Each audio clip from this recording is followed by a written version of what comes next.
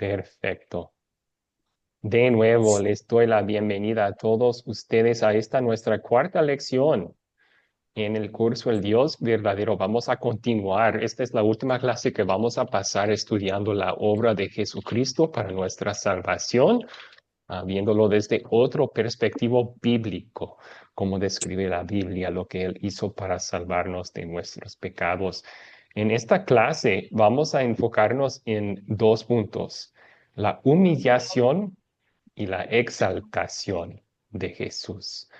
La Biblia nos explica que Jesús se humilló para salvarnos y luego fue exaltado Jesús después de terminar su obra de la salvación. Y vamos a ver qué dice la Biblia al respecto. Comencemos con una oración.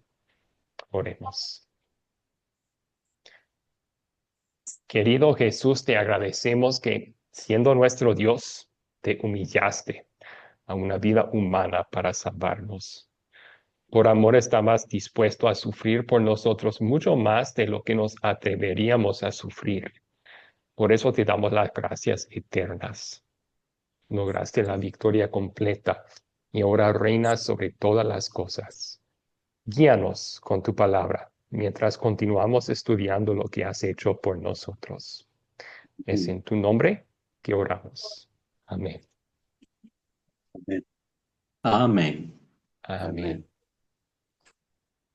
Muy bien, tenemos los siguientes tres objetivos para nuestro tiempo juntos hoy. Primero, vamos a describir la humillación de Cristo y su propósito.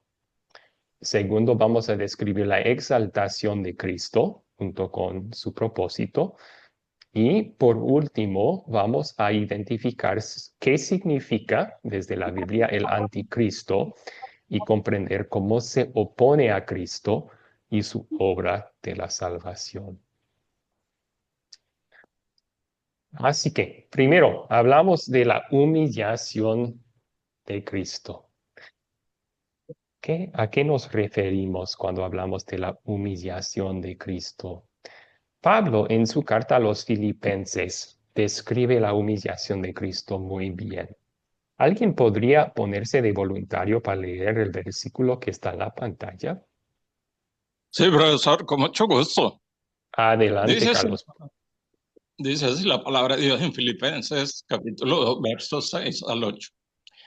Quien siendo en forma de Dios no ha estimado el ser igual a Dios como cosa que aferrarse, sino que se despojó a sí mismo y tomó forma de siervo y se hizo semejante a los hombres. Y estando en la condición de hombre, se humilló a sí mismo y se hizo obediente hasta la muerte y muerte de cruz.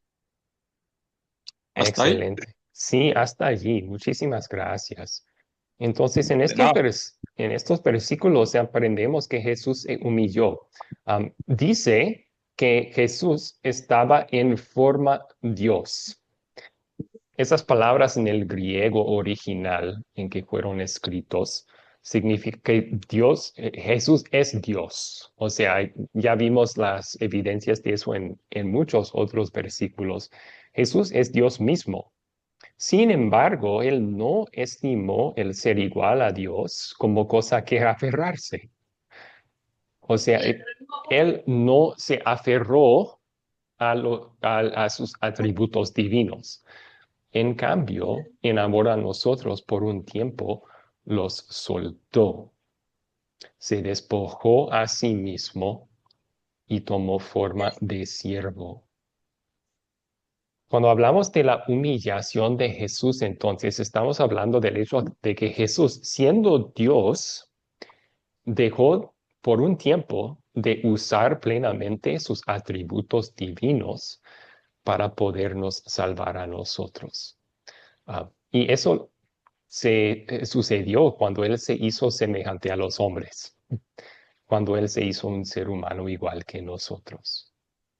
Y vamos a ver varios pasos de su humillación en su vida. Podemos leer la historia de Cristo en los evangelios, y ver evidencia de eso en cada parte de su vida.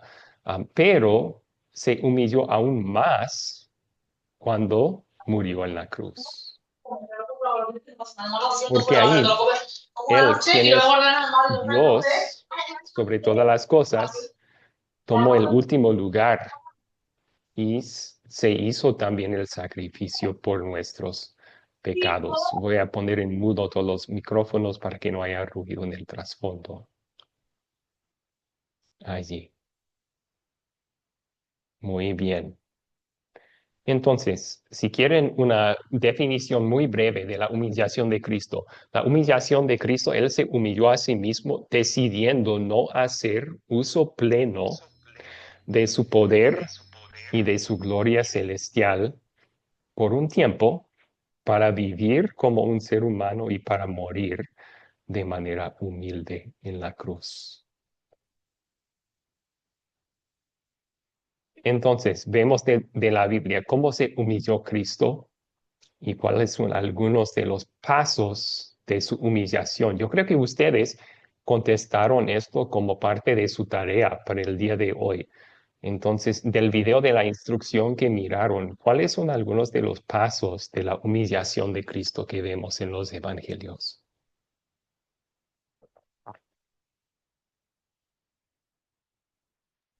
Tengo la mano levantada, si me permite, siento.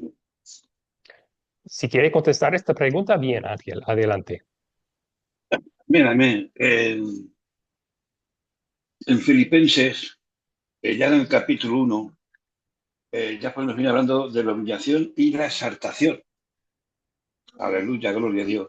Pero me voy a ir al versículo 7, a la frase, se despojó a sí mismo, en griego, etikousse, implica un acto voluntario de renunciar a su posición divina. Jesús, aunque era Dios, eligió no aferrarse a su gloria celestial.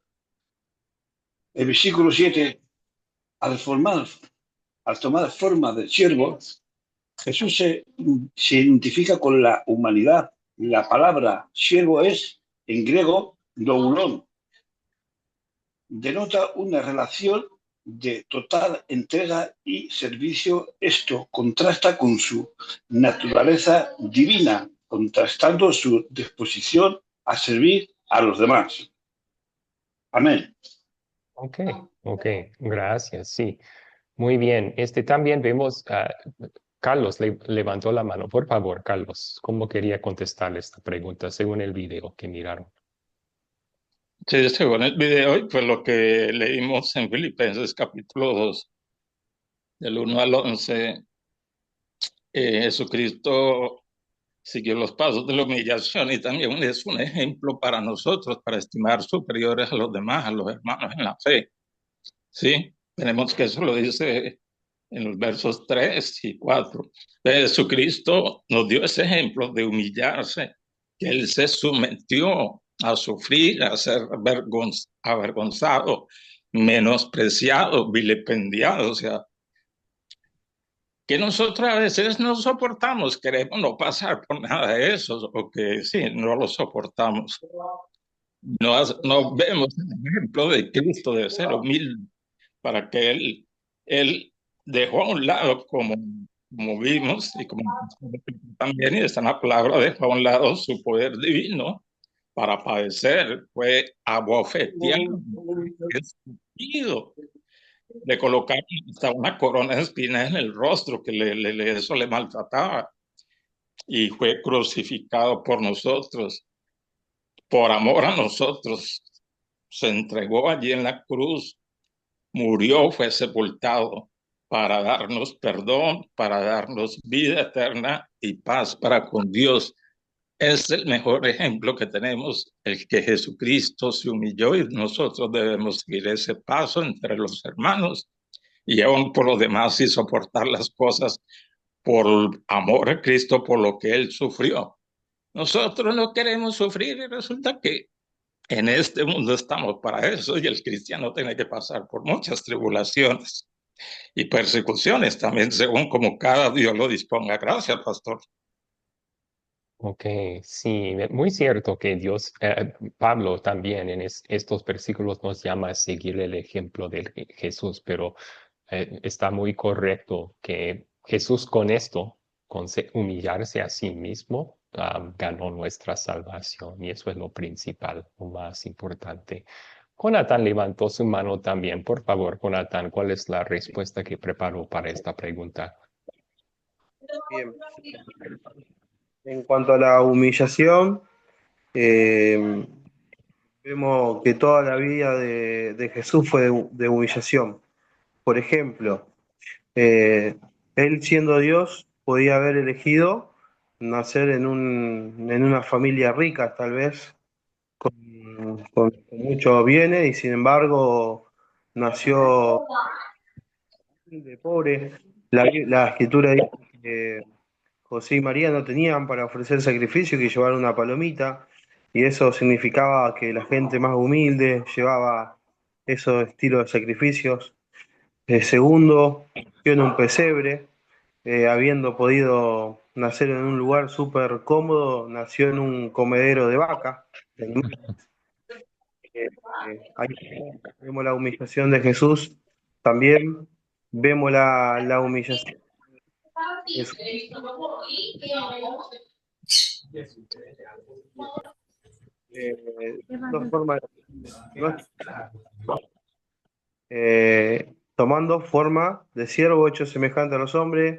Eh, Ahí digo, eh, aún él estando en su trono de gloria, descendió hasta lo más bajo, porque sin embargo, eh, decir, bueno, siendo Dios, de última pero lo digo en criollo, de última me convierto en un ángel, ¿viste? Pero ya se tuvo que humillar para hacerse hombre. Es como pensamos nosotros, siendo hombre, estamos aferrados a nuestra condición. Yo diría que acá nadie quisiera ser un perro, un gato, una hormiga, estamos aferrados a nuestra condición. Digo, y él dejó su trono de gloria para caminar por las calles llenas de polvo de Nazaret. O sea, vemos varias historias.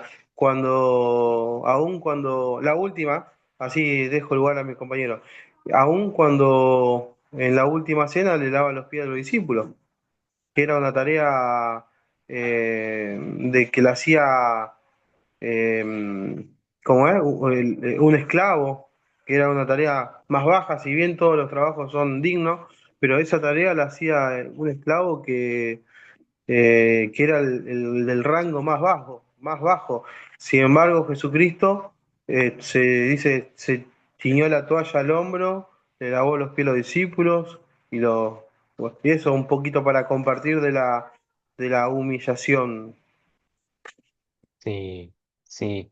Muchas gracias. Dio una muy buena explicación de los pasos de la humillación de Cristo que vemos en los evangelios. Gracias. Muy bien. Entonces, sí, un breve repaso. Entonces, la humillación de Cristo, no estamos hablando de que otros lo humillaron. Eso sí lo vemos en su vida también, pero a eso no nos referimos cuando hablamos de la humillación de Cristo. Más bien hablamos del hecho de que Él se humilló a sí mismo, como Pablo dijo en la carta a los Filipenses.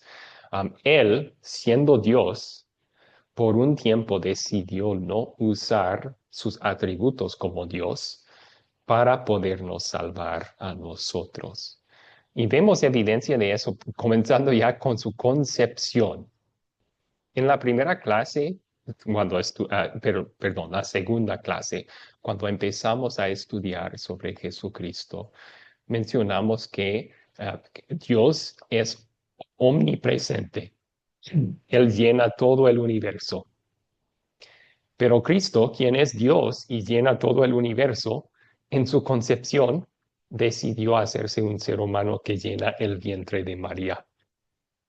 Imagínense, llena el universo y luego decide hacerse un bebé en el vientre de María.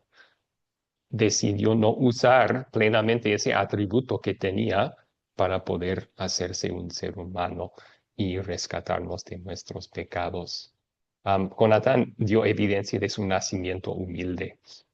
O sea, ni nació en una casa ni un hospital.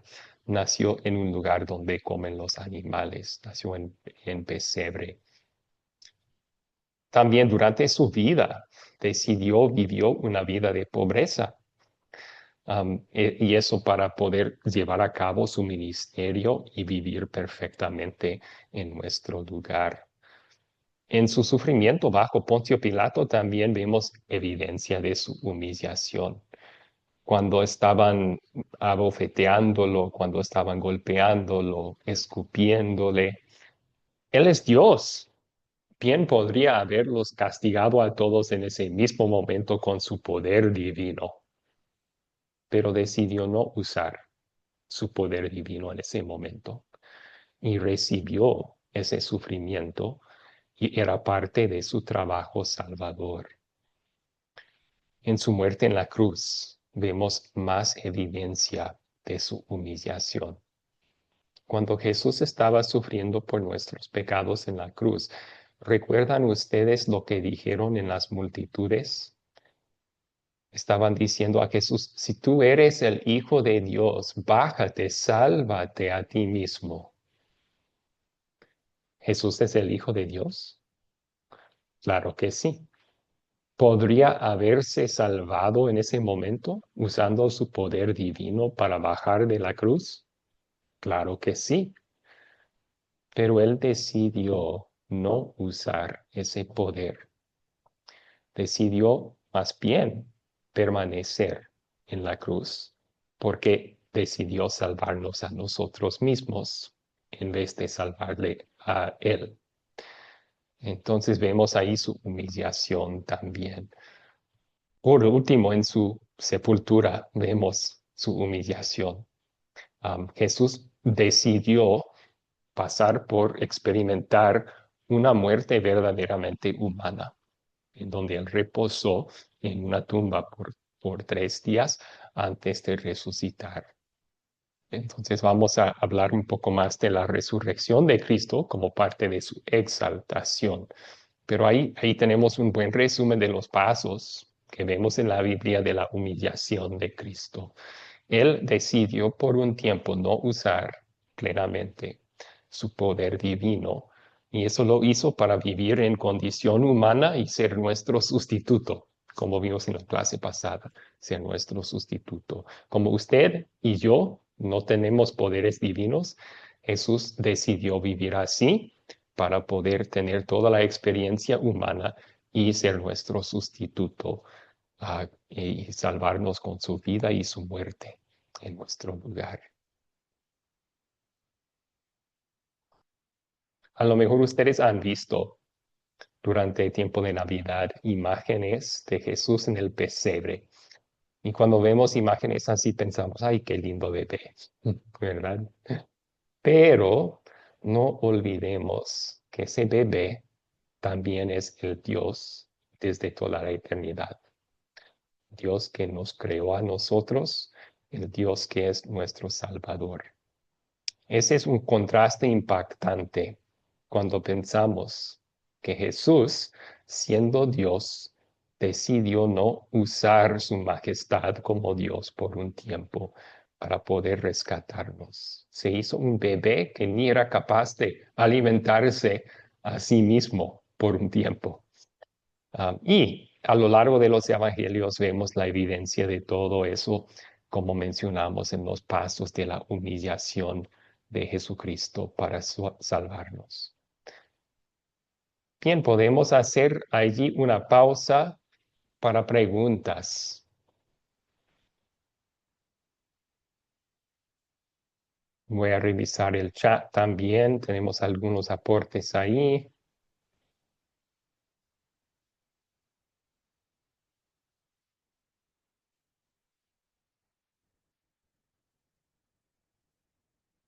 Sí, Jonathan levantó su mano. Por favor, Jonathan, Sí, profesor, quisiera un aporte, si me permite. adelante.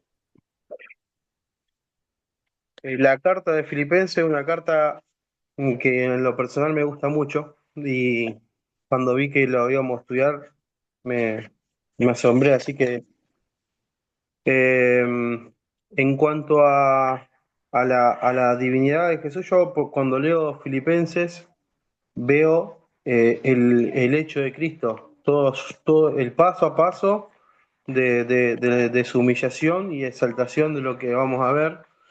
Y en el pasaje encuentro varias cosas. La preexistencia de Jesucristo. Encuentro la encarnación de Jesucristo. Encuentro la vida perfecta de Jesucristo. Encuentro la muerte de Jesucristo, muerte en la cruz, la exaltación, perdón, la resurrección, la exaltación, y también veo el señorío de Cristo. Eh, no sé si hasta ahí podría compartir, porque también hay algo que me asombra, eh, que a través de la escritura conocemos a Jesús con diferentes tipos de nombres. Hay salmos que hablan de la rosa de, ¿cómo es? Bueno, no me acuerdo ahora, pero tienen muchos nombres hermosos. La rosa del Salón, ¿no? Exactamente. Emanuel, Jesús, y hay varios nombres o proféticos que de manera, forma que Jesús es llamado, pero a mí me asombra también como cuando Dios el Padre lo exalta, dice que le da un nombre que es sobre todo nombre, y que es esa palabra Señor, y que en griego, esa palabra Señor se encuentra como Kyrios. Y bueno, y Quirios era el que tenía autoridad sobre todas las cosas. Entonces, supongamos en la antigüedad, Quirios era el César. Y después había Quirios que eran, pero que se identificaban por cómo se escribía. Uno con mayúscula, Quirios con mayúscula y otro con minúscula, que eran los que tenían poder adquisitivo. Pero el verdadero Quirio que mandaba sobre todas las cosas era el César. Entonces, cuando dijeron Jesucristo es el Quirios, ¡epa! ¿Qué pasó? Y ahí hubo un cambio cultural de alguna manera, que Pablo lo relata de alguna manera. Cultural en el sentido que a través de la escritura vemos cómo Jesucristo es nombrado como el que murió y resucitó. Pero después yo veo que lo empezaron a llamar Señor. Y a mí me impactó eso, yo se los comparto. A mí me impactó porque he escuchado muchas veces que Jesús es nuestro Salvador, que Jesús es nuestro Salvador, está así, es tal cual, Jesucristo es nuestro Salvador. Pero muchas veces nos olvidamos de que primero tiene que ser nuestro Señor, el que gobierna nuestra vida, la autoridad de nuestra vida, de nuestras familias, de nuestros bienes. Bueno, eso le quería compartir. Sencillo. Gracias por el espacio, profesor. Y creo que la Biblia afirma las dos cosas. Él es nuestro Señor, es Dios desde toda la eternidad, quien se humilló para ser nuestro Salvador también. Y creo que en nuestras vidas primero tiene que ser el Salvador, porque vamos a ver en algunas clases que no, por naturaleza, no podemos salvarnos a nosotros mismos. Él viene a nosotros y nos rescata. Y luego con hacer eso, Él también llega a ser el Señor de nuestras vidas, ¿no? En gratitud queremos rendir todo lo que tenemos a Él. Bien, gracias. Levantó la mano también Nelvis, por favor.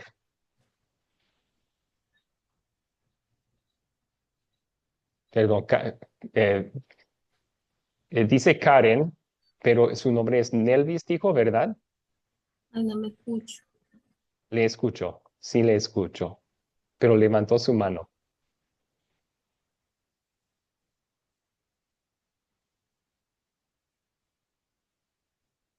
¿Tiene una pregunta? Su nombre no es Karen, es lo que aparece en su pantalla, pero ¿tiene pregunta? Hijo, ¿qué pasó aquí que no escucho? Le- Usted no escucha. Ah, ok, a lo mejor Ah, hay algún. ¿Sí me escucha ahora? sí, ahora sí.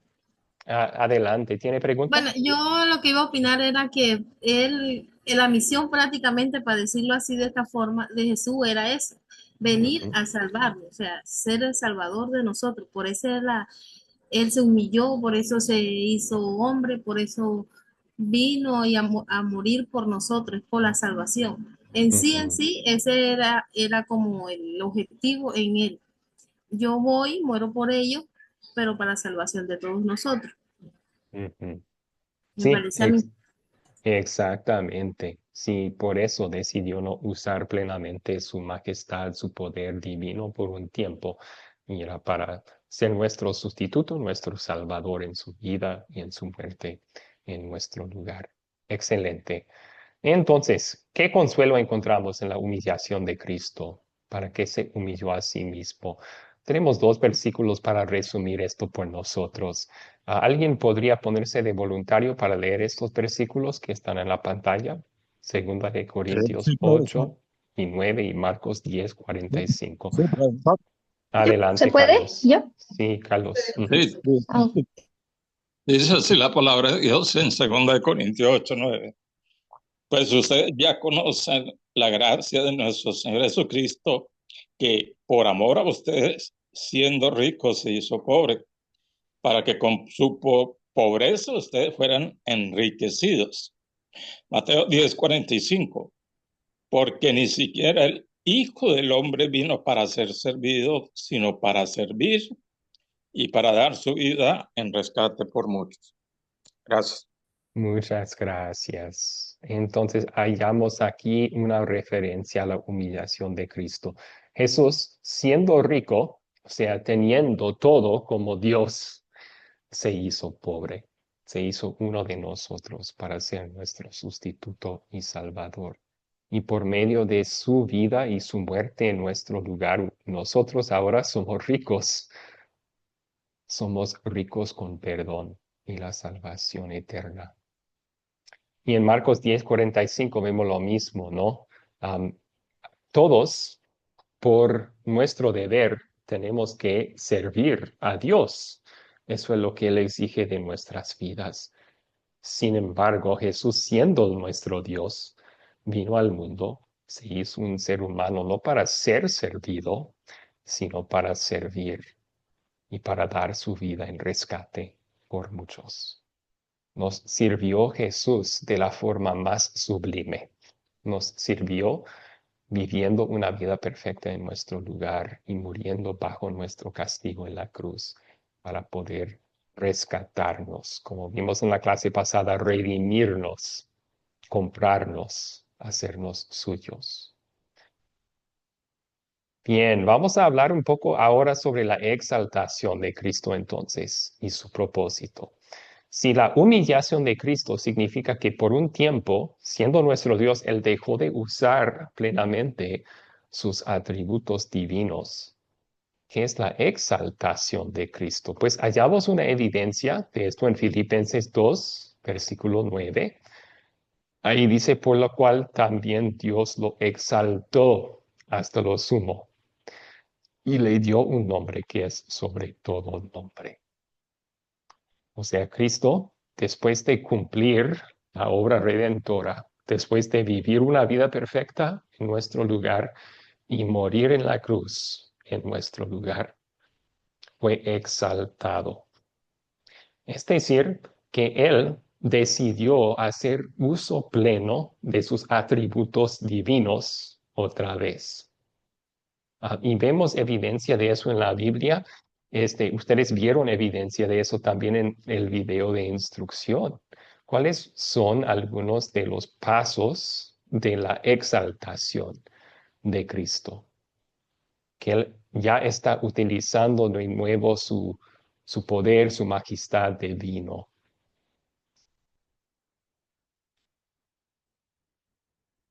Creo que contestaron esta pregunta también como parte de su tarea.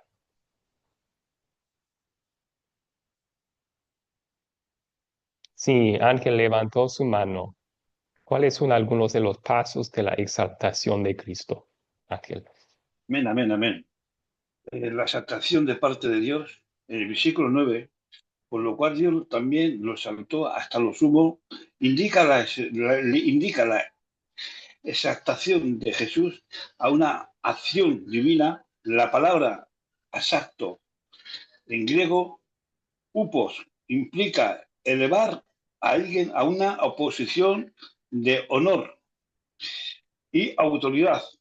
Esta exaltación es el resultado de su humillación y obediencia. Dios le dijo a Jesús, Dios le dio a Jesús un nombre que sobre todo nombre. Jesús, aleluya, vuelvo a repetirlo, y Dios le dio a Jesús un nombre que es sobre todo nombre. En este nombre representa su autoridad suprema, su posición como Señor en el contexto judío. El nombre de alguien a menudo simboliza su carácter y su autoridad. Para que en el nombre de Jesús se doble toda rodilla, sugiere que toda la creación, tanto en el cielo como en la tierra y debajo de la tierra, recordara la autoridad de Cristo. Este acto de doblar la rodilla es un símbolo de sumisión, reverencia, aleluya, gloria a Dios.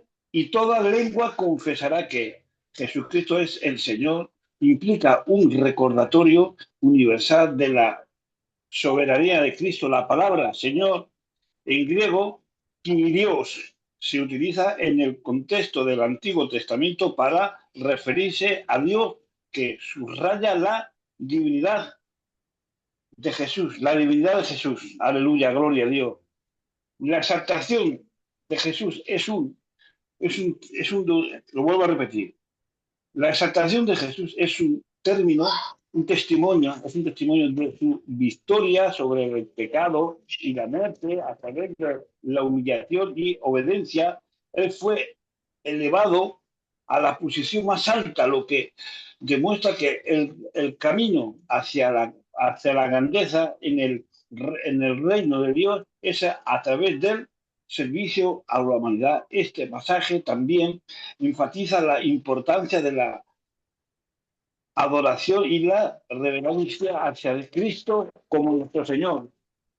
Amén. Ok, muchas gracias, Ángel. Sarita levantó su mano también. Sarita, por favor. ¿Cómo está, hermano? Muy buenos días. Muy buenos Yo creo días. que yo creo que la exaltación de Jesucristo es como usted dice, ¿cuáles son las etapas, no? Yo creo que es la resurrección, Ujú, la ascensión, cuando Jesucristo subió al cielo, ujú. eh, y el retorno, pues, ¿no? La espera de que Él va a venir, ¿no? Eso creo. Sí, Gracias. excelente. Sí, eso fueron unos de los pasos de su exaltación que fueron mencionados en el video. Buena respuesta, muchas gracias. También en el chat, Anabel aportó un versículo de Isaías 53, sí, 700 años antes de la llegada de Cristo al mundo. Isaías profetizó sobre su humillación y su exaltación. Y ella citó versículos que hablan de la exaltación de Jesús en el chat. Bien pueden leer esos versículos donde habla de que a Jesús Dios le va a dar parte con los grandes y con los fuertes, porque Él derramó su vida hasta la muerte. Muy, muy bien. Entonces, sí, en el video se mencionó la exaltación de Cristo. Él ahora utilizando de nuevo plenamente su poder, su majestad divino. O sea, la humillación dejó de usar por un tiempo plenamente su majestad, su poder divino para poder ser nuestro sustituto, hacerse un ser humano y salvarnos. Ahora, en la exaltación de Cristo, vuelve a utilizar plenamente sus atributos divinos. Recordemos, y vamos a hablar un poco de esto enseguida, su descenso al infierno no era para sufrir, era más bien para proclamar su victoria. Ya con su muerte en la cruz había despojado al diablo había ganado nuestra salvación y él fue al infierno para proclamar esa victoria. Era parte de su exaltación. Su resurrección. En la carta a los romanos, Pablo dice que Jesús fue declarado el Hijo de Dios con poder por su resurrección de entre los muertos. Entonces, esa es evidencia que Él está volviendo a usar plenamente sus atributos divinos. También tenemos evidencia de eso después de la resurrección de Cristo. Cuando Él estaba apareciendo a sus discípulos en esos 40 días entre su resurrección y su ascensión, ellos estaban encerrados en una habitación por miedo de los judíos. Pensaban los discípulos que a lo mejor los judíos iban a hacer lo mismo que hicieron con Jesús, a ellos también. Iban a buscarlos para matarlos. Y en eso, Jesús de repente aparece en medio de ellos. O sea, en el resto de su vida, Jesús no usaba ese poder. No desaparecía en un lugar y aparecía de repente en otro lugar. Pero después de su resurrección está volviendo a usar plenamente sus atributos divinos y aparece, aunque la puerta está cerrada con llave, aparece en esa habitación con ellos y se muestra la evidencia de que él había resucitado de entre los muertos. Vemos que él ascendió a los cielos. Es otro paso, otra evidencia de su exaltación. Y está sentado, dice la Biblia, a la derecha de Dios el Padre, y desde ahí está gobernando todas las cosas. Toda autoridad me ha sido dada en el cielo, en la tierra.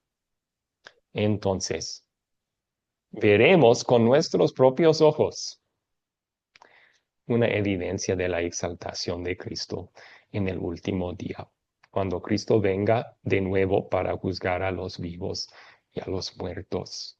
Pablo hace referencia de eso en Filipenses, cuando él dice que toda rodilla se va a doblar frente a Cristo. Cuando él venga de nuevo, todos tendremos que confesar que él es nuestro Salvador, también él es nuestro Dios. Muy bien, ahí los pasos de la exaltación de Cristo entonces. ¿Alguna pregunta sobre ellos?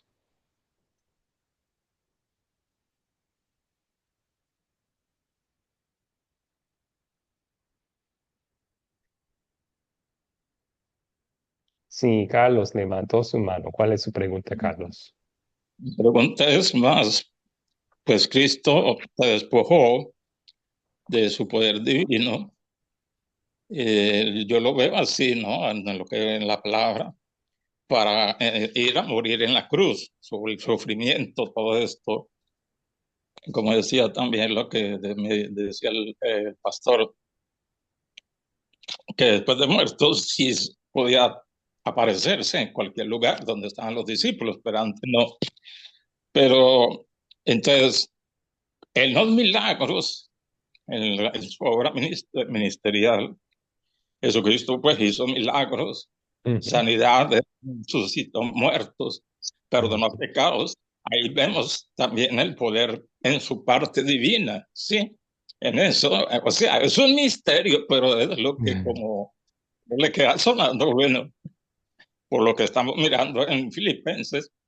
Entonces yo lo entiendo, es que en eso él fue pobre, nació humildemente, padeció, tomando la forma humana para entregarse por nosotros, por amor en la cruz, pero hizo muchas cosas donde mostró también de que Él es Dios. Entonces, mi pregunta es eso, pastor, es si estoy equivocado o el reto que está en la palabra de Dios.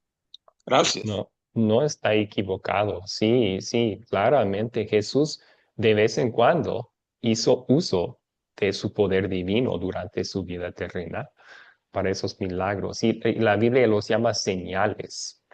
Señales. Eran señales que mostraban, daban evidencia que Él es Dios y nuestro Salvador también. Por eso dije, y sí, con cuidado escogí las palabras, ¿verdad? En su humillación Jesús dejó de usar plenamente su majestad y poder divino, porque había muestras de su poder divino en su vida terrenal. Esos milagros son las muestras. Y eso fue para cumplir las profecías del Antiguo Testamento sobre él, también para mostrar a todos que él era el Salvador y para el bien de otros. Pero nos fijamos, él nunca utilizó un milagro para ayudarse a sí mismo. Nunca, ni una vez en los evangelios tenemos evidencia que el diablo tentó a Jesús a usar su poder divino para ayudarse a sí mismo cuando él dijo, convierte estas piedras en pan y come. Y Jesús negó hacerlo, porque reconoció que eso sería un pecado. Sí. Sí. Sí. Gracias. Gracias a usted. Excelente pregunta. Adelante, Ángel, tiene una pregunta sobre esto. Sí, amén, amén. Jesús vino acá a la tierra como hombre, ¿verdad? Tuvo que nacer en un pesebre, ¿verdad? Aleluya, gloria a Dios. Como se ha comentado, ¿verdad? Como dice el texto, ¿verdad? Que estamos estudiando, ¿verdad? Siendo Dios hizo hombre, pero claro, él se manifestó de una manera poderosa y lo podemos ver en Marcos, capítulo 1, versículo 21. Dice que fue a la sinagoga, iba haciendo señales para que la gente viera el poder de Dios y la gloria de Dios. Aleluya, Ujú. gloria a Dios. Y entró a la sinagoga y decía que predicaban como el que tenía autoridad. Y esta doctrina, ¿no? Predican como los fariseos, porque parece que los fariseos y los escribas eran teólogos, Mm, sabían de las escrituras, pero él predicaba diferente. mm, Es más, eh, un espíritu inmundo le dijo, sal. Dice que aquel se sacudió y salió de él. Dice, ¿quién es este que hasta los demonios salen? Aleluya. Y vieron que su fama se descendió, ¿verdad? Dice el versículo, ¿verdad? Aleluya. Por eso podemos encontrar también en el capítulo 2 del mismo actor de Marcos, 2, que donde se multiplica tanta gente, donde dice que está en casa, y me supongo que es la casa de Pedro predicando la palabra, y era tanta la multitud que ya no cabía ni en la puerta. ¿Pero por qué? Porque vemos el poder y la gloria de Dios que es evidente ante los ojos de los que están en aquellos lugares y están viendo las señales, están viendo su vocabulario, aleluya, gloria a Dios, y es algo maravilloso, ¿verdad? Entonces, Jesucristo, aleluya, como también pasó con Lázaro, ¿verdad? También pasó, ¿verdad? Porque en Marta hubo una arrogancia, hubo un reproche, perdona, hubo un reproche a la tardanza de nuestro Señor Jesucristo. Hubo un reproche. Lo que no sabía Marta, que en aquella aparente tardanza había un propósito. Después de 4 días, aleluya, gloria a Dios. Pero ¿para qué era ese propósito? ¿Por qué ese proceso de 4 días? Para que el pueblo pudiera ver la gloria y el poder de Dios. Después de 4 días, Lázaro dijo, ven fuera, aleluya. Y vemos que hace milagros, levantó a Lázaro, ¿verdad? Sacó demonios, aleluya, gloria a Dios, convirtió el agua en vino, multiplicó los panes, Sí, los hay peces, aleluya, muchos milagros de la vida ¿verdad? de Jesús que Entonces podemos vemos, citar como evidencia que Él entonces es vemos, Dios. Mm. vemos que él se tuvo que manifestar para que viera la gloria y el poder de Dios. Amén. Sí, sí, daba evidencia de su divinidad con esos milagros y también eran señales que mostraban al pueblo judío que Él era el Amén. Salvador prometido. Amén. Muy, muy bien. Gracias. Bien, entonces hablemos un poco sobre su descenso al infierno, que yo lo incluí aquí como un paso de su exaltación y ahora vamos a ver la evidencia bíblica para esto. O sea, cuando Jesús fue al infierno no era para sufrir. La Biblia nos dice que Jesús en la cruz estaba sufriendo para nuestros pecados.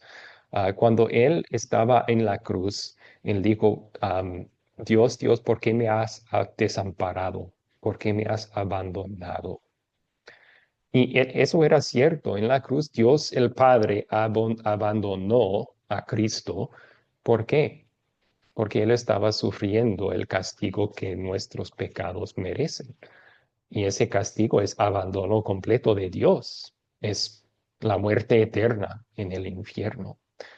Ahí en la cruz, Jesús sí sufrió el infierno para salvarnos de eso, para que nosotros, creyendo en Jesús, no vayamos nunca al infierno. Pero después de su resurrección, la Biblia dice que Él también fue al infierno y eso no era para sufrir, más bien era para proclamar su victoria. En Primera de Pedro 3, versículos 18 y 19 tenemos una evidencia de eso. ¿Alguien podría leer los versículos que están en la pantalla? Amén, amén.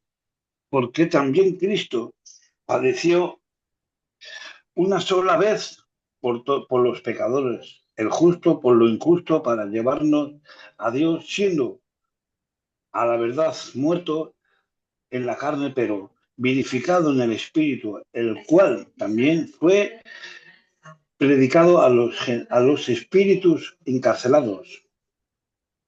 Amén. Ok, gracias.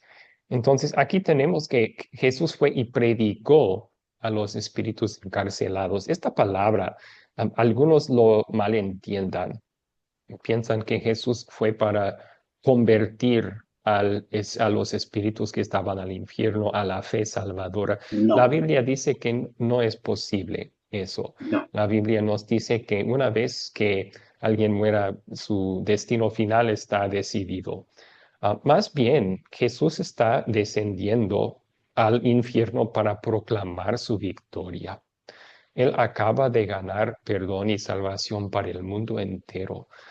Y él desciende al infierno para declarar eso, que él había derrotado al diablo.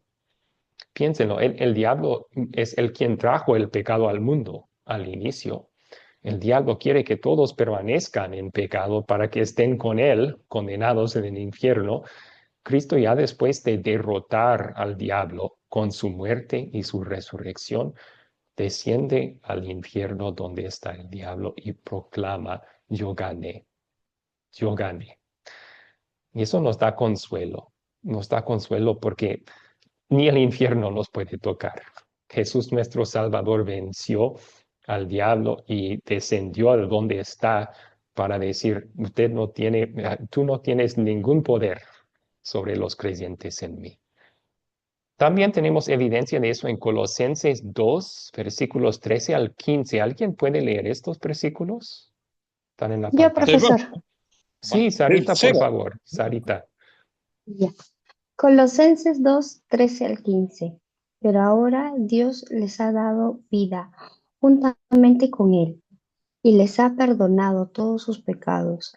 Ha anulado el acta de los decretos que había contra nosotros y que no era adversa. La quitó de en medio y la clavó a la cruz.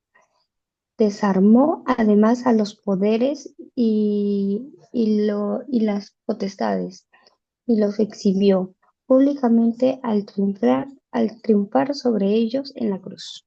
Amén. Ok, muchísimas gracias. Entonces, un poco de poderes y las potestades.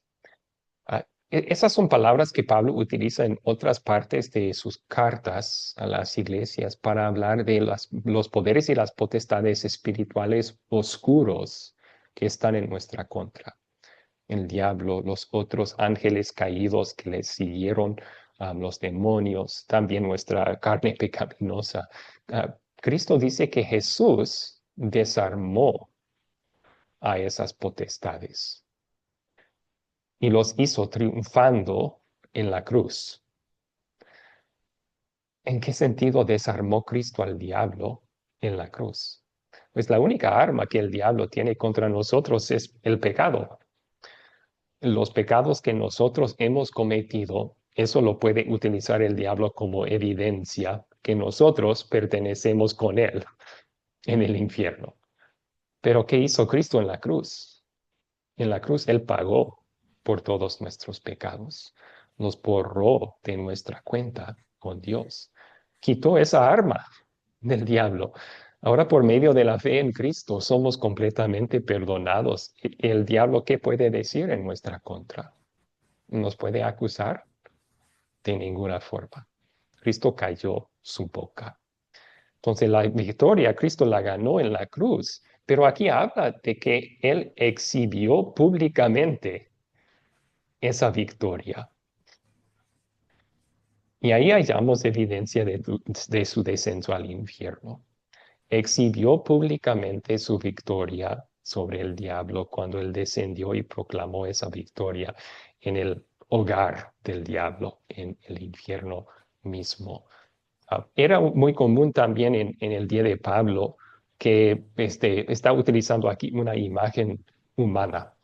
Los generales del ejército romano, cuando ellos derrotaron al ejército enemigo, normalmente llevaban cautivos a los líderes de ese ejército, los traían a Roma y hacían un desfile público, un desfile para proclamar su victoria, llevando en cadenas los líderes del ejército enemigo en ese desfile.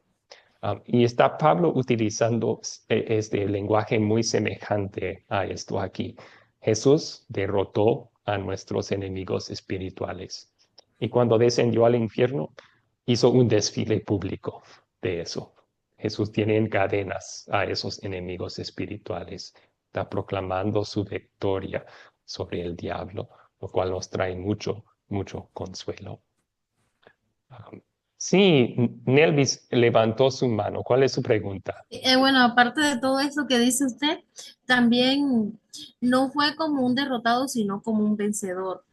Tomó la llave de la muerte del infierno, despojó a Ujú. Satanás, a los huestes de maldad, abrió el camino de salvación definitivamente para los redimidos.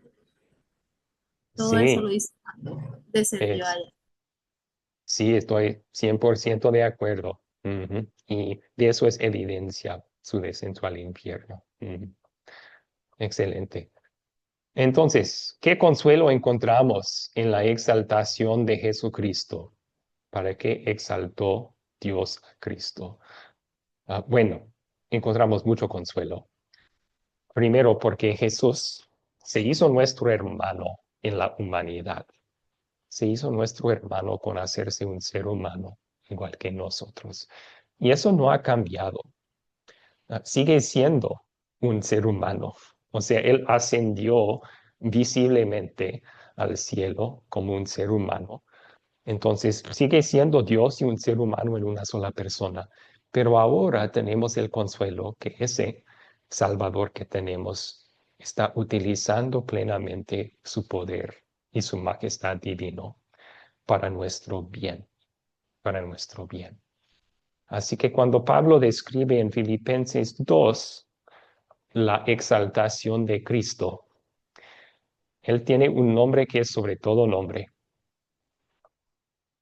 Solamente el nombre de Jesús es el en el cual tenemos la salvación. Y sabemos que va a volver un día. Y cuando vuelva, toda rodilla se va a doblar frente a Él. Y nosotros creyentes en Él no tenemos que temer ese día, porque en el juicio de Dios, Jesús ya ha ganado nuestra justificación. Dios nos ha declarado santos, perdonados en sus ojos por medio de la fe en la obra redentora de Cristo. Así que nosotros hallamos mucho consuelo en el hecho de que ahora Jesús está, como vimos en la clase pasada, está gobernando todas las cosas para nuestro bien desde la derecha de Dios. Está haciendo pleno uso otra vez de sus poderes divinos y todavía está trabajando por nosotros. Está intercediendo con el Padre.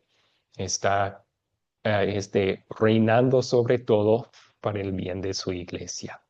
Él es la cabeza de la iglesia, como Pablo dice en sus cartas, y la cabeza siempre busca el bien del cuerpo, igual Jesús está siempre buscando el bien de su cuerpo, la iglesia. Está utilizando su poder para protegernos, para alimentarnos, para defendernos, gobernando todo detalle de la historia del mundo para nuestro bien. Excelente. ahí entonces tomamos una pausa otra vez sobre la exaltación de Cristo y su descenso del infierno también. Si tienen preguntas, ¿cuáles son? ¿Cuáles son las preguntas que tienen? Antes de pasar al último punto de nuestra clase hoy. Amén. Yo tengo la mano levantada. Si me permites, entro. Si tiene pregunta, adelante, Ángel, sí. Sí, sobre lo que estabas diciendo, lo que se estaba componiendo sobre Jesucristo, los 3 días de su muerte, ¿dónde fue? Fue, eh, dice el infierno, pues sería el Hades, ¿no? El Hades, lugar de tormento. El Antiguo Testamento sería el Seol, ¿verdad? Aleluya, gloria a Dios, porque él bajó a aquel lugar, aleluya, gloria a Dios, no para predicar a los espíritus encarcelados, a los espíritus caídos del cielo, no. Vemos que la generación de Noé, ¿verdad?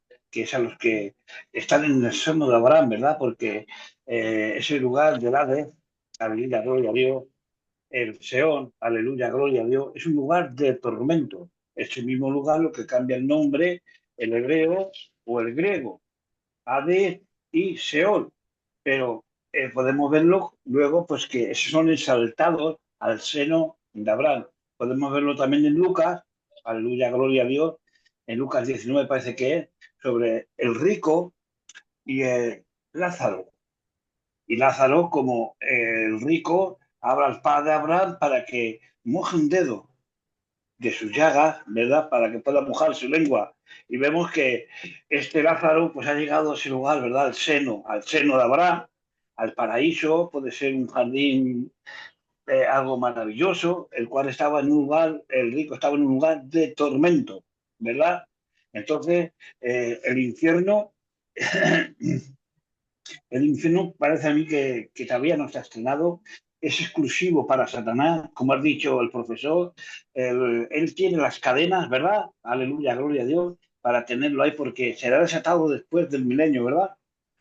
Antes del milenio será desatado y será soltado por 1000 años, ¿verdad? Entonces, lo reprendemos en el nombre de Jesucristo. Y sobre esa pregunta, luego, claro, iremos al consuelo, cuando eso presentaremos al consuelo de la exaltación. Ahora eso con esa pregunta. Amén, amén.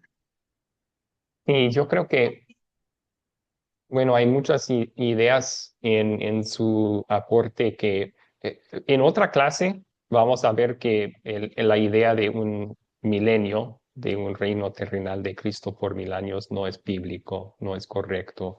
Am, Muchos tratan de hacer una distinción entre el seno de Abraham o el paraíso y el cielo, y Hades y el infierno. En realidad son sinónimos. O sea, los creyentes del Antiguo Testamento fueron al donde está Dios, fueron al cielo al morir, igual que nosotros vamos a ir al cielo cuando morimos. Y en el Está momento de claro. la muerte, los incrédulos van a sufrir en el infierno o Hades o llámenle lo que quiera uno.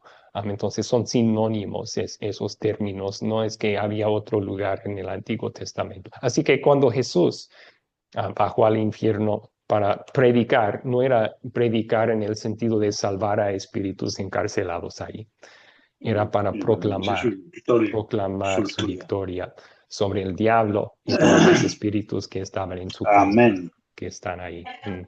Eso nos da mucho consuelo. Gracias. Alguien más había levantado la mano, pero ahora desapareció. ¿Quién más tenía preguntas sobre esto?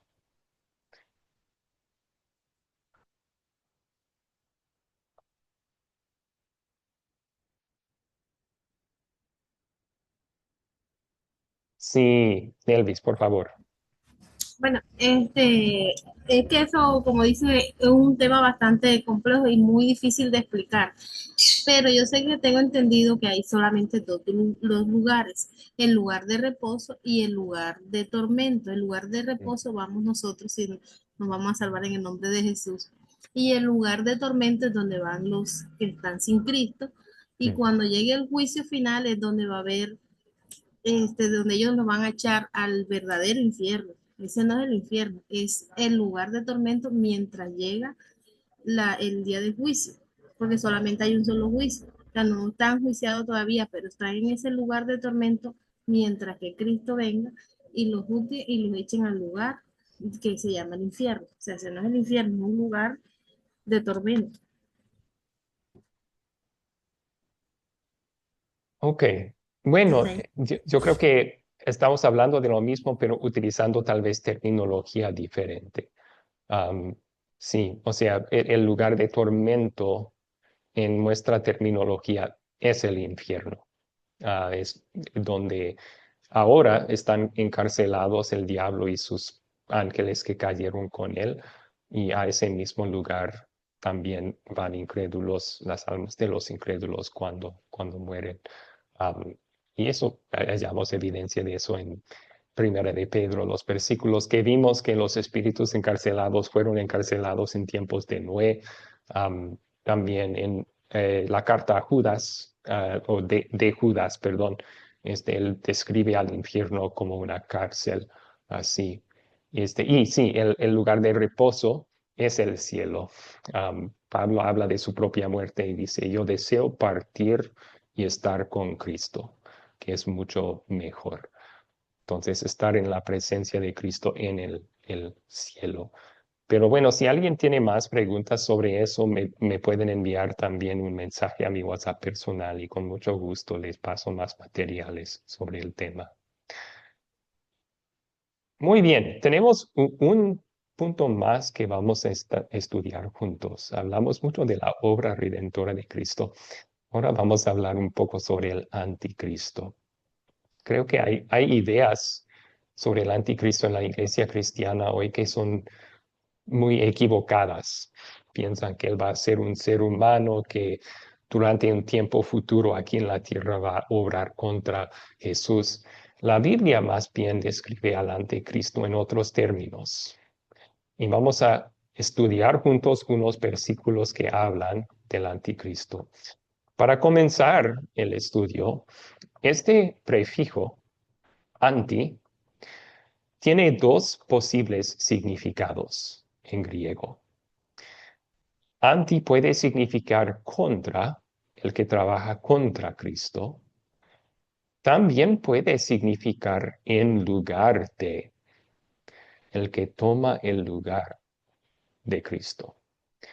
Y la Biblia utiliza la palabra en los dos sentidos. El anticristo es el que trabaja contra Cristo, pero también es el que toma el lugar o quiere tomar el lugar de Cristo aquí en la tierra. Así que hay dos lugares principales en donde la Biblia habla del anticristo y vamos a estudiar esos versículos juntos. Primero, en la primera carta de Juan tenemos una referencia a anticristos y al anticristo. ¿Alguien podría ponerse de voluntario para leer estos versículos? Sí, pastor. Nélida levantó su mano. Por favor, Nélida. Bien, primero de Juan 2, 18, 19, 22. Hijitos, han llegado los últimos tiempos, y así como ustedes oyeron que el anticristo viene, ahora han surgido muchos anticristos. Por esto sabemos que han llegado los últimos tiempos. Ellos salieron de nosotros, pero no eran de nosotros. Si hubieran sido de nosotros, habrían permanecido con nosotros. Pero salieron para que fuera evidente que no todos son de nosotros. ¿Quién es el mentiroso, sino el que niega que Jesús es el Cristo? Este es el anticristo, el que niega al Padre y al Hijo. Muchísimas gracias. Sí, entonces en estas palabras, Juan habla de personas que salieron de nosotros, o sea, eran del grupo de los seguidores de Jesús, pero estaban predicando, enseñando lo incorrecto sobre Jesús. Estaban negando al Padre y al Hijo. Estaban negando que Jesús es el Cristo, el Salvador prometido. Así que estaban en contra de la verdadera doctrina bíblica, estaban oponiendo a Cristo con su enseñanza. Y a estos Juan los llama anticristos. Anticristos. pero también hace referencia aquí a un anticristo.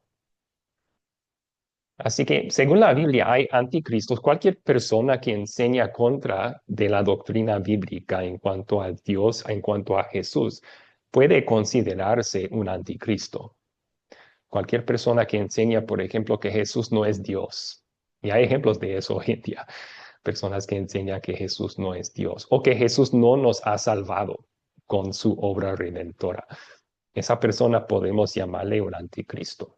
Están oponiéndose a Cristo, están oponiéndose a la salvación en Cristo. Pero Juan menciona también un anticristo en particular.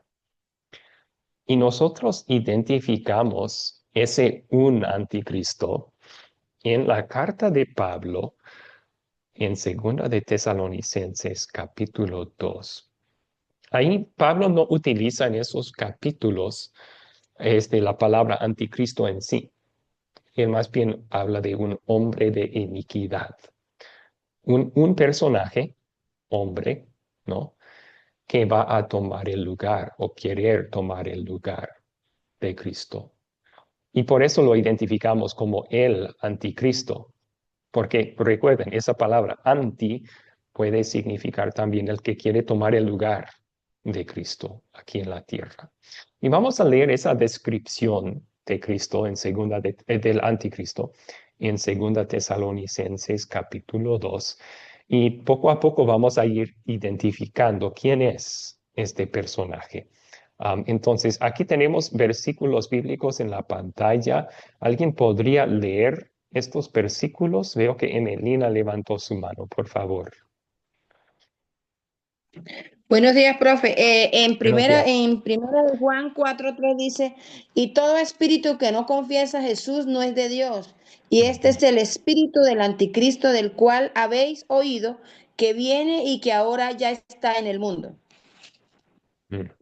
Gracias por compartir. Sí, entonces podemos considerar un anticristo cualquier persona que niega la doctrina bíblica sobre Jesús, niega la doctrina sobre quién es Dios. Es cierto. Ahora vamos a estudiar también segunda de Tesalonicenses que habla de un anticristo, un hombre de iniquidad. ¿Alguien podría ayudarnos con leer los versículos que están en la pantalla? Sí, profesor. Adelante, Carlos, por favor. Bueno, dice así, segunda de Tesalonicenses, capítulo 2, versos 1 al 12.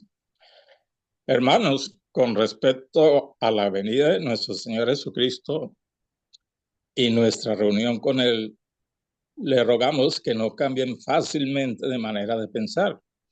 No se dejen asustar por nadie, ni siquiera por un espíritu, una palabra o una carta que pretenda parecer como nuestra, en el sentido de que el día del Señor está cerca. Siga leyendo, por favor, Carlos. De ninguna manera se dejen engañar, porque ese día no vendrá sin que antes venga la apostasía y se manifieste el hombre de pecado, es decir, el hijo de perdición, el cual se opone y se enfrenta a todo lo que se llama Dios o es objeto de culto. Llega al grado de sentarse en el templo de Dios y de ocupar su lugar, haciéndose pasar por Dios. Muy bien. Continúa, por favor. ¿No se acuerdan de que cuando yo estaba todavía con ustedes les advertía esto? Y ahora ustedes saben bien qué es lo que lo detiene, a fin de que a su debido tiempo se manifieste, porque el misterio de la iniquidad ya está en acción, solo que en este momento hay quien lo detiene hasta que él a su vez se ha quitado de en medio. Siga, por favor. Entonces se manifestará ese malvado a quien el Señor matará con el espíritu de su boca y destruirá con el resplandor de su venida.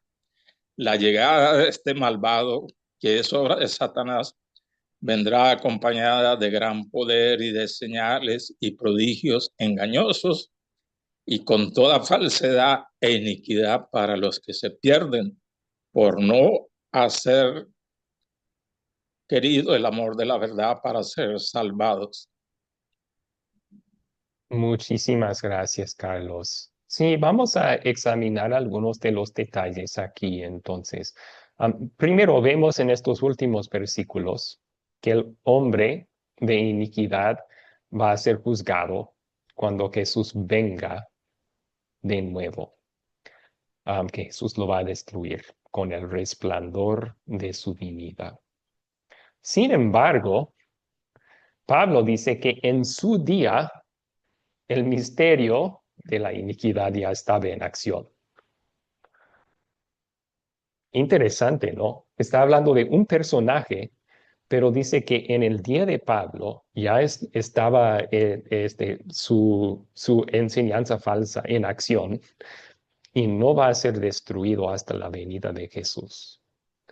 Un solo hombre no puede vivir por 2000 más años. Sin embargo, así lo describe Pablo en estos versículos. También vemos que este personaje va a tomar el lugar de Dios. Por eso lo llamamos el anticristo. Quiere ocupar el lugar de Dios en el templo de Dios. Ahora, el templo físico en Jerusalén fue destruido unos 10 años después de que Pablo escribió estas palabras. Entonces, no está hablando del templo físico de Dios. El templo en la Biblia es una referencia en el Nuevo Testamento a la iglesia. La iglesia, o sea, es el conjunto de todos los creyentes. Entonces, este personaje quiere ocupar el lugar de Dios en la iglesia.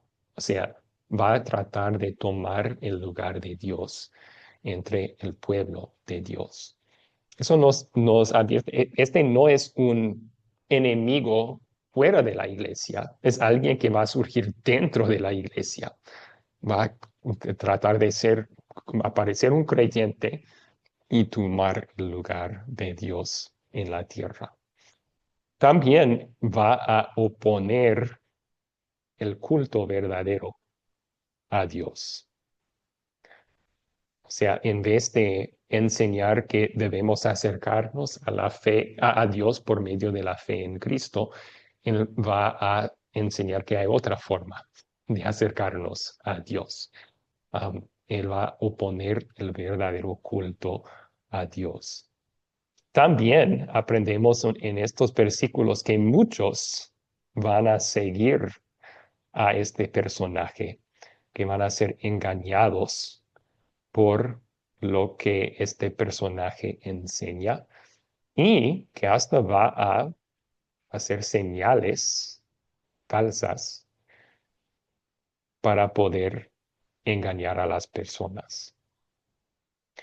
Ok, entonces sí, tenemos mucha información sobre el hombre de iniquidad, pero yo creo que hemos señalado lo principal. Pablo enseña que su poder ya estaba en acción en el día de Pablo, pero que no será vencido completamente hasta el retorno de Cristo. Pablo enseña que este personaje va a querer ocupar el lugar de Dios en la iglesia. Pablo enseña que va a engañar a muchos con prodigios falsos, que va a haber muchos que le van a seguir. Ahora estamos haciendo la pregunta, ¿quién puede ser este personaje? Y en Academia Cristo y en la iglesia entera por muchos siglos han identificado el anticristo con el papado. El papado, o sea, el oficio del papa en la iglesia católica.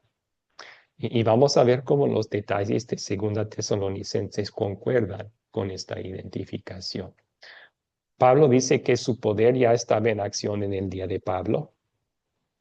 Y eso es cierto, porque ¿qué enseña la Iglesia Católica y el Papa? Enseñan que por nuestras obras tenemos que ser salvos. Nuestras buenas obras contribuyen a la salvación. Esa enseñanza falsa ya estaba en acción en el día de Pablo. Pablo escribió su carta a los Gálatas en contra de esa enseñanza falsa. Así que el misterio de la iniquidad ya estaba en acción en el día de Pablo, porque la enseñanza oficial de la Iglesia Católica es, si alguien cree que se salva por la fe en Cristo solo, es condenado. Así de fuerte habla. Am, no es cierto eso, somos salvos por medio de la fe sola, pero se opone la Iglesia Católica y el papado en contra de esa enseñanza bíblica. Segundo, va a surgir de la iglesia y querer ocupar el lugar de Dios en la iglesia. Ustedes saben que en la iglesia católica su enseñanza oficial es que el Papa es el sustituto de Cristo en la tierra. Él es el vicario de Cristo, dicen. Es decir, él, el Papa, tiene las llaves del reino del cielo. Él puede otorgar, y solo Él, el perdón de los pecados. Entonces ven cómo el papado trata de tomar el lugar de Dios aquí en la tierra. Tenemos una evidencia de esto, una cita del Catecismo Católico aquí en la pantalla. El romano pontífice, cabeza del colegio episcopal, goza de esta infalibilidad en virtud de su ministerio, cuando como pastor y maestro supremo de todos los fieles que confirmen la fe a sus hermanos, proclama por un acto definitivo la doctrina en cuestiones de fe y moral. Consideren lo que está diciendo ahí. Dicen que el Papa es infalible cuando él proclama en cuanto a la doctrina. Está tomando el lugar de Dios. ¿Quién determina lo que es la doctrina? Solo Dios. Y solamente la Biblia debe de regir lo que nosotros creemos. Pero en la Iglesia Católica dicen, no, el Papa puede declarar lo que es la verdad. El Papa rige lo que es correcto y bíblico para nuestras vidas. Entonces, en ese sentido también. Pablo mencionó que iba a acompañarse su venida con muchas señales falsas para engañar a la gente.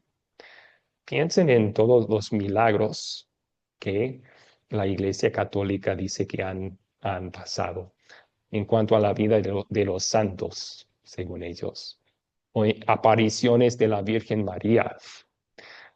Todas esas señales que la gente cree en esas cosas y por eso siguen al papado, pero en realidad no son milagros de Dios. O sea, las apariciones de la Virgen ayudan a la gente a confiar en la Virgen, no en Cristo. Y eso no es bíblico. Eso no es bíblico. Eso opone a la verdadera doctrina, que nuestra confianza solo debe estar en Cristo. Y creo que lo principal es que el papado se opone a la verdadera doctrina en cuanto a su enseñanza sobre la salvación. No predica a Cristo de acuerdo con las Escrituras. ¿Por qué? Esto es lo que enseña. Si alguien dice que la fe que justifica no es más que confiar en la misericordia divina, que perdona los pecados por causa de Cristo, o sea, esto es lo que enseña la Biblia, ¿no? Que la fe justifica. La fe confiando en la misericordia divina, que Dios perdona los pecados por los méritos de Jesús. Eso es lo que enseña la Biblia, esa primera parte. Pero ellos, el papado, la Iglesia Católica, enseña que esta persona que enseña eso debe ser anatema, condenado eternamente.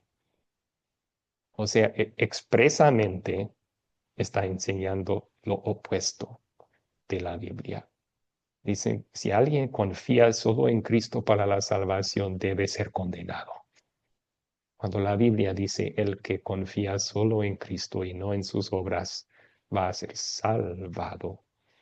En ese sentido, es el anticristo. Está oponiendo a la verdadera doctrina sobre la salvación.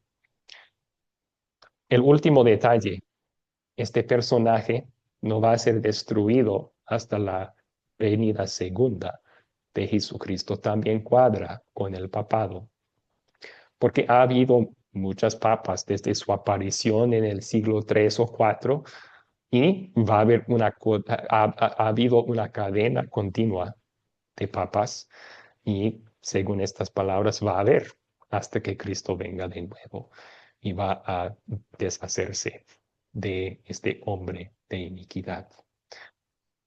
Bueno, hasta allí entonces yo creo que este, la enseñanza sobre el anticristo para especialmente los que tienen un trasfondo católico puede ser un poco sorprendente.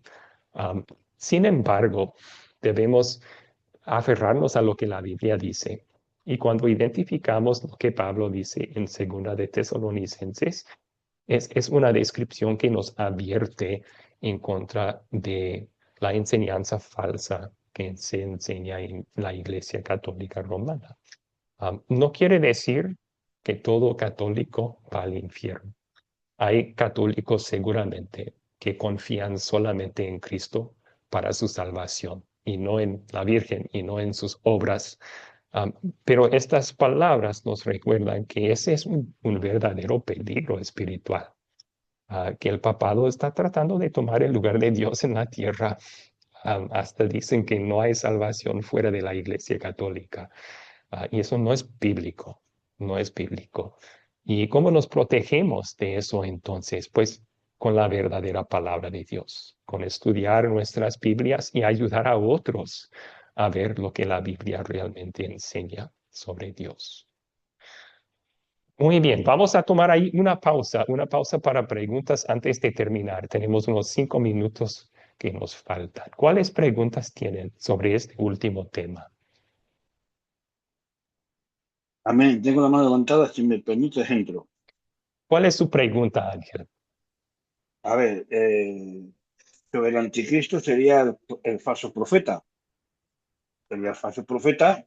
Y podemos ver en Mateo, capítulo 24, versículo 15, y cuando veáis en el lugar santo las señales desoladoras que habló el profeta Daniel, el que lea, entienda, aleluya, gloria a Dios. Si tú lees el texto, aleluya, gloria a Dios, pues vas a ver de las señales, porque claro, como usted decía, eran de nosotros, pero no eran de nosotros. Apostasía, se apostatan, se van de la iglesia, aleluya, y quieren llevarse a ese grupo, ¿verdad? Porque eran de nosotros, pero no eran de nosotros, estaban con nosotros, cantaban alabanzas, levantaban las manos, aleluya, gloria a Dios, pero no eran de nosotros, eran apóstatas, estuvieron con nosotros, compartieron con nosotros, pero se fueron de nosotros, ¿verdad? Porque eran apóstatas. Entonces, vemos que en el libro de Daniel, capítulo 9, del 24 al 27, pues también haremos en las 70 semanas de Daniel. A mí también podemos ver al anticristo, ¿verdad? Aleluya, gloria a Dios. Mi alma te alaba, que el cual habla también en Daniel, perdona, en Mateo, capítulo 24. Entonces vemos que el paso del profeta también tenemos en Apocalipsis, este pasaje, aleluya, gloria a Dios, que está en Apocalipsis 13, 1, 8. En este pasaje se describe a una bestia que surge del mar, que se asocia en el poder del anticristo, se asocia en el poder del anticristo. Esta bestia adorada por los habitantes, adorada por los habitantes de la tierra y tienen autoridad sobre ello. No va a ser no va a ser algo extrañable, como dicen, ¿verdad, maestro? No va a ser esa figura, no, va a ser un hombre, ¿verdad? Como tú has dicho, va a ser un principado, por ejemplo, de la Iglesia Católica, ¿verdad? Como puede ser el Papa, ¿verdad? Aleluya, gloria a Dios, porque sería el falso profeta, ese sería el falso profeta, ¿verdad? Y cuando venga por la venida de nuestro Señor Jesucristo, ese falso profeta será, ¿verdad? Juntamente con el demonio, que lo reprendemos en el nombre de Jesucristo, y entonces abrirán las puertas del infierno, entonces serán allí en el fuego, ¿verdad? Y azufre, aleluya, gloria a Dios. Por eso, qué maravilloso, ¿verdad? Poder ver a nuestro Señor, ¿verdad? Que tiene el control de todas las cosas y Él, porque los tiempos que estamos viviendo son señales, Está viendo muchas Y señales le voy a y en cualquier momento, le voy a interrumpir sí, ahí solo para dar espacio para que otros estudiantes hagan amén. sus preguntas. Dio algunas otras citas bíblicas que hablan también y identificamos nosotros en Academia Cristo esas citas también al papado. Sí, es el que va a surgir dentro de la iglesia misma, o sea, la iglesia visible, como si fueran creyentes y este va a tratar de tomar el lugar de Dios en la iglesia. Sí. Bueno, gracias. Arturo levantó su mano también. ¿Cuál es su pregunta, Sí, Arturo? sí, amén. Dios le bendiga. Fíjese que nosotros tenemos en la iglesia entendido y conocido que el anticristo será un ser extremadamente poderoso y dice en Daniel capítulo 8, versos 24 y 25, ahí nos describe cómo será este personaje poderoso e inteligente y engañará. Y también tenemos en Tesalonicenses Pablo también escribiéndoles acerca y 2 Corintios 15:52, por ahí también tenemos otra descripción del anticristo. Y entonces nosotros conocemos y entendemos que la participación de esta iglesia a la que usted hace referencia, que es la católica, pues de ahí posiblemente o no posiblemente, sino que de ahí pues la evidencia surge de que ahí saldrá, pero el falso profeta que cogobernará juntamente con el anticristo. Porque ya en Apocalipsis capítulo 20, cuando el Señor lleva a Satanás al infierno, dice, el diablo que los engañaba fue lanzado al lago de fuego que arde con azufre, donde está la bestia y el falso profeta, y serán atormentados día y noche. Ese falso profeta que dice aquí, es el que nosotros conocemos, que es el papado. Amén. Gracias. Sí, y solo para aclarar, entonces, yo creo que en muchas iglesias se cree que todavía no se ha manifestado el hombre de iniquidad o el anticristo, que en el momento futuro se va a manifestar. Y nosotros creemos en Academia de Cristo que ya se manifestó. O sea que el hombre de la iniquidad, el falso profeta, es el papado. Y se manifestó hace 16 siglos, más o menos, en la iglesia. Y basamos eso en el hecho de que Pablo dice que el misterio de la iniquidad ya estaba en acción en su tiempo, pero había quien lo detiene en ese entonces. Los apóstoles, Pablo mismo, estaba todavía vivo y estaban escribiendo cartas en contra de la enseñanza falsa que somos salvos por nuestras obras. Pero poco después del tiempo de los apóstoles, esa enseñanza falsa que somos salvos por nuestras obras llegó a prevalecer dentro de la iglesia visible. Y eso bajo el papado, bajo el obispo de Roma. Entonces, por esa razón creemos que ya se manifestó, ya es, y que Jesús va a terminar con todo eso en su segunda venida. Sí. Bueno, ¿cuáles otras preguntas hay sobre este tema? Tal vez tenemos tiempo para una pregunta más.